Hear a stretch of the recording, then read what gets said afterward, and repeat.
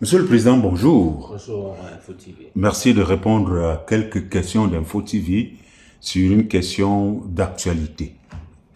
Nous parlons de la vice-présidence au Cameroun. Alors, depuis que cela a été annoncé, cela a été traité au Parlement, jusque-là, on peut dire que c'est resté lettre morte. Que se passe-t-il? Quelle analyse en faites-vous, Monsieur le Président? Bonjour Info TV, merci pour cette question. Je commencerai déjà à vous dire que je ne suis pas encore le collaborateur du président. C'est vrai que lors des élections présidentielles, lors de la campagne, on a fait une proposition au président de la République qui a été validée par lui parce que ses collaborateurs nous ont contactés pour nous dire: Monsieur le Président, venez, vous allez commencer à implémenter votre vision dans le système en place. Voilà la raison pour laquelle plusieurs Camerounais ont écouté, ont entendu lors de l'élection présidentielle, la campagne. Nous avons dit aux Camerounais: levez-vous, votez pour le président de la République parce que nous serons à côté du président pour l'aider. Voilà, à 93 ans, je pense qu'on ne peut pas imposer au président un même rythme que le nôtre aujourd'hui. Moi, il m'arrive de travailler, de dormir 4 heures sur 24 heures, je travaille 20 heures au moins. Donc, c'est le président seul qui maintient son calendrier. Il sait à quel moment est-ce qu'il pourra effectivement nommer l'homme qu'il faut à ce poste.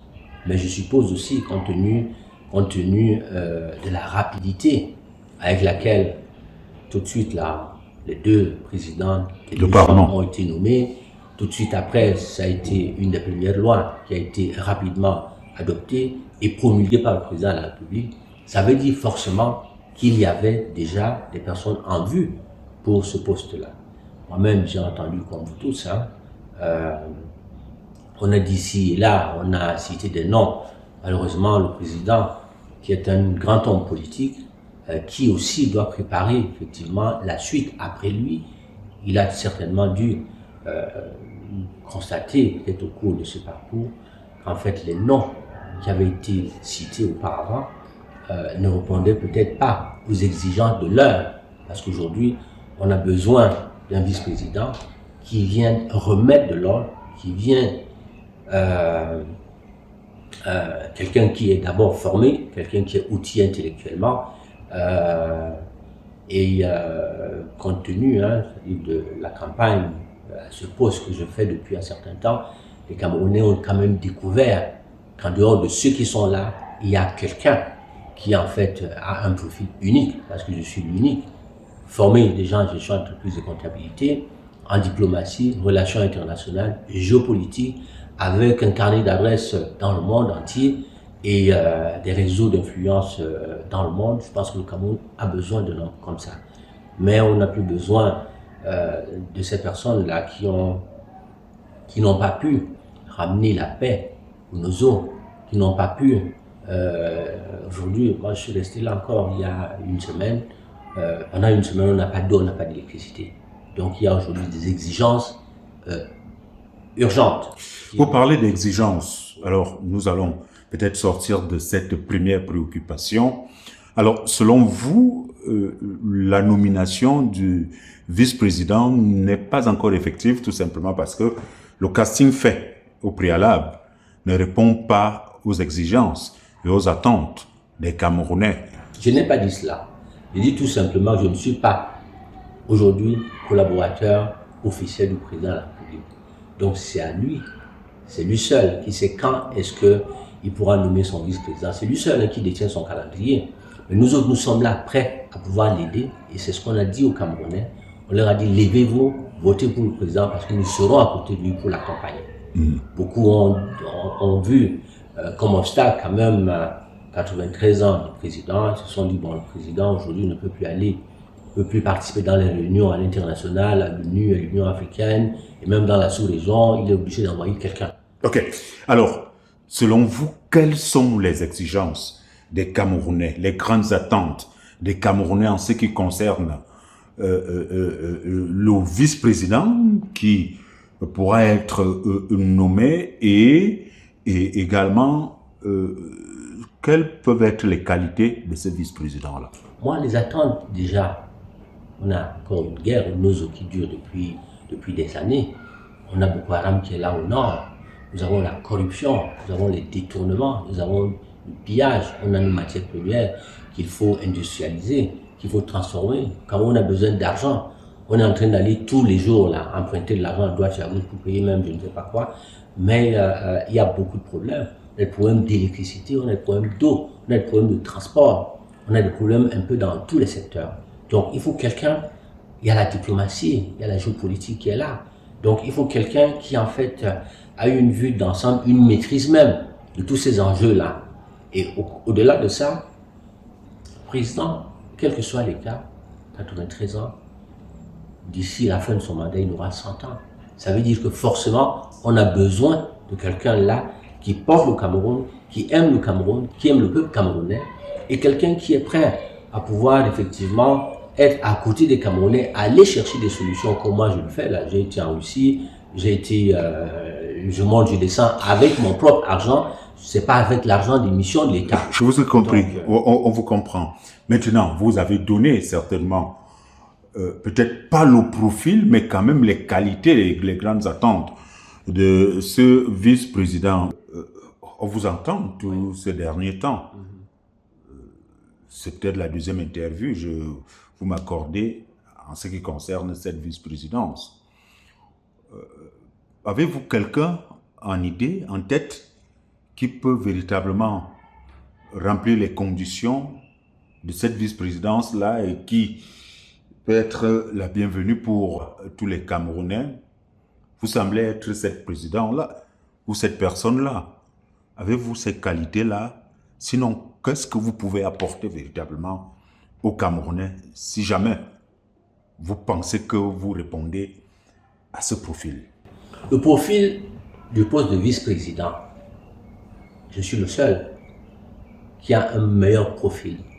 Parce que, un, gestionnaire d'abord.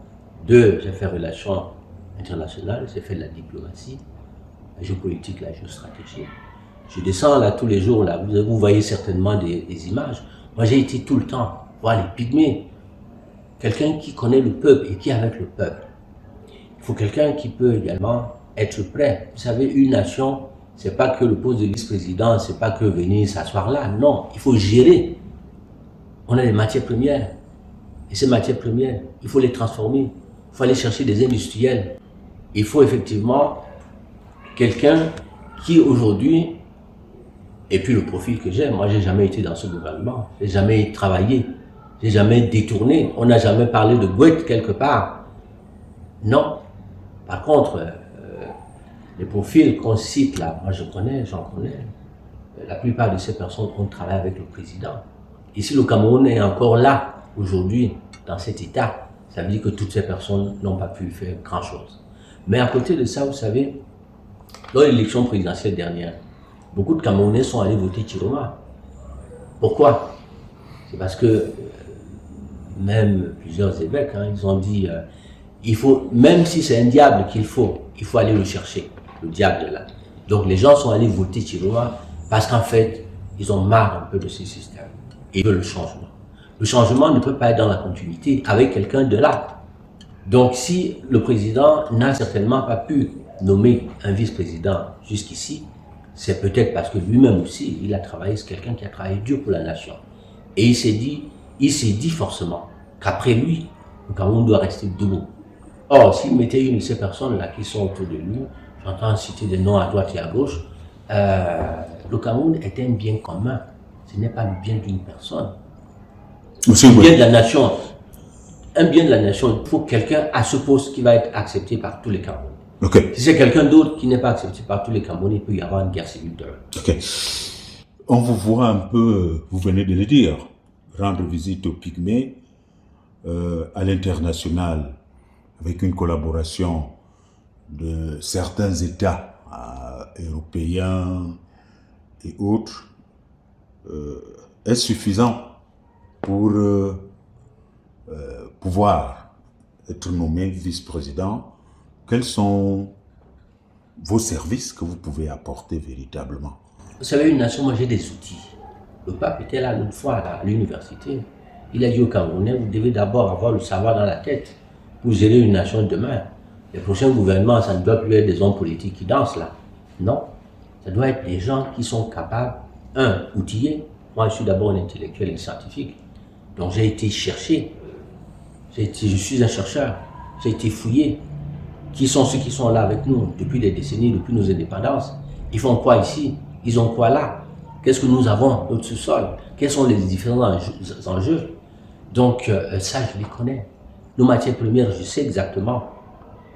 La cartographie de ces matières premières. Ou ici à Yaoundé, à Douala, ainsi de suite, où on peut trouver du gaz, du pétrole, ainsi de suite. J'ai été faire des recherches dans les archives de la France. Je suis un chercheur d'abord. Donc, gérer une nation, il faut la connaître. Et je la connais, je connais les enjeux. D'autres nations, les hommes qui sont les acteurs, ainsi de suite. Là. Donc, prendre une nation, c'est comme si c'était... Vous savez, une nation, c'est comme une grosse entreprise. Vous avez dans cette entreprise un président d'un conseil d'administration, vous avez des ministres qui sont comme des directeurs généraux de tel département. C'est aussi ça. Quelqu'un qui porte une vision, qui sait où il va, et qui connaît sa nation, et qui peut non seulement exploiter les richesses de notre nation, ne pas aller tout le temps à la Banque mondiale, aller mobiliser les banques, et ainsi de suite pour emprunter de l'argent.